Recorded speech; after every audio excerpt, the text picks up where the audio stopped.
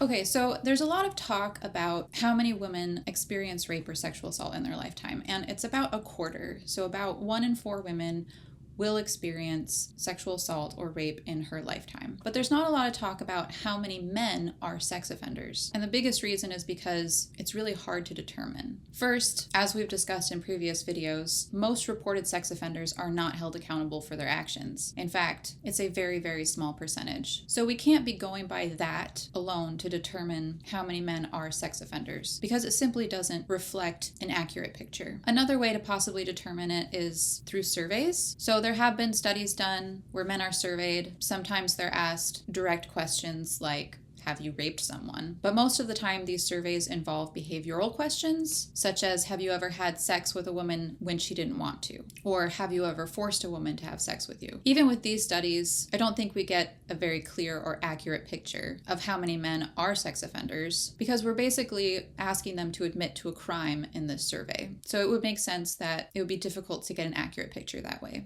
I think probably the best way to look at this is through logic. So if we look at the fact that a quarter of women have or will experience sexual assault in their lifetime, and then you think about, well, they're not committing sexual assault against themselves, and 99% of offenders are men, then it would be a pretty logical conclusion to say that about a quarter of the male population are sex offenders. Either they have or they will commit sexual assault or rape against someone in their lifetime. You could argue that that number is less than a quarter because it has been shown that sex offenders usually offend multiple times in their lifetime. For each sex offender, they have an average of about 6 victims. But on the other hand, many of these rapes are gang rapes. So they are perpetrated by more than one offender. More than one man is holding a woman or a girl down and raping her at the same time. It's actually a pretty significant proportion. About 20% of rape is gang rape. Also, we have to take into consideration that many victims are victimized multiple times in their lifetime. In fact, it is a significant portion of victims who are victimized multiple times in their lifetime. About 1/2 to 2/3 of victims have experienced rape or sexual assault more than once in their lifetime. So if we look at those facts, the fact that many perpetrators do perpetrate against multiple victims, and also the fact that many victims are victimized more than once in their lifetime, and also the fact that many of these rapes are gang rapes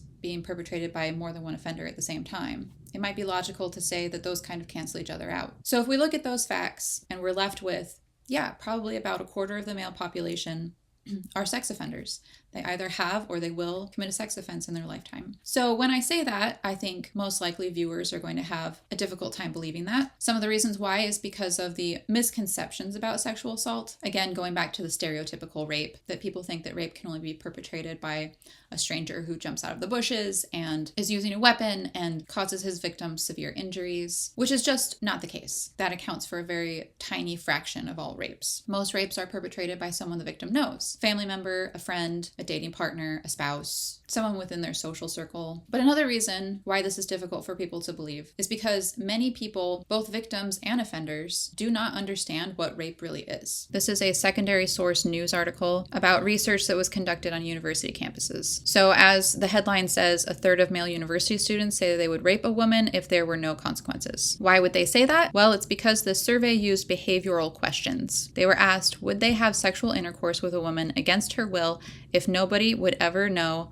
and there wouldn't be any consequences? 31.7% of all men participating in the study would force a woman to have sexual intercourse in such a consequence-free situation, which is in fact rape. Most men who indicated that they would commit rape did not even recognize their actions as such. When explicitly asked whether they would rape a woman if there were no consequences, only 13.6% of participants said they would do so, a marked fall in those who had described that they would commit rape. I have to say that 13.6% directly saying that they would rape someone is still an incredibly worryingly high number. Some men will endorse items asking whether they have used force to obtain intercourse, but will deny having raped a woman. So this comes back to the education component, that the education surrounding rape and sexual assault in our society is completely dismal, and many men who force sex on women do not recognize that as rape. Something that we need to consider is that if we are going to face this reality, that most likely around a quarter of the male population will commit a sex offense in his lifetime, lifetime. We need a practical way to deal with that, and I don't think that prisons are the answer. I don't think it is practical to put a quarter of the male population in prison. And I also don't think that the answer is to not hold them accountable at all, because currently the situation that we're in is that rape is effectively decriminalized based on how much rape and sexual assault is happening in our society versus how many offenders are held accountable. The number that are held accountable is less than 1%, making rape effectively decriminalized currently. So we need to have something else. We need to have a different solution. The solution isn't to put a quarter of the male population in prison, and the solution also isn't to just let them keep raping. That solution is diversion. When we divert these cases, the offender is held accountable, the offender is given treatment, the offender is given education, and when the victim wants it, the offender meets his victim face to face and has to be accountable for the harm that he caused. Diversion is justice.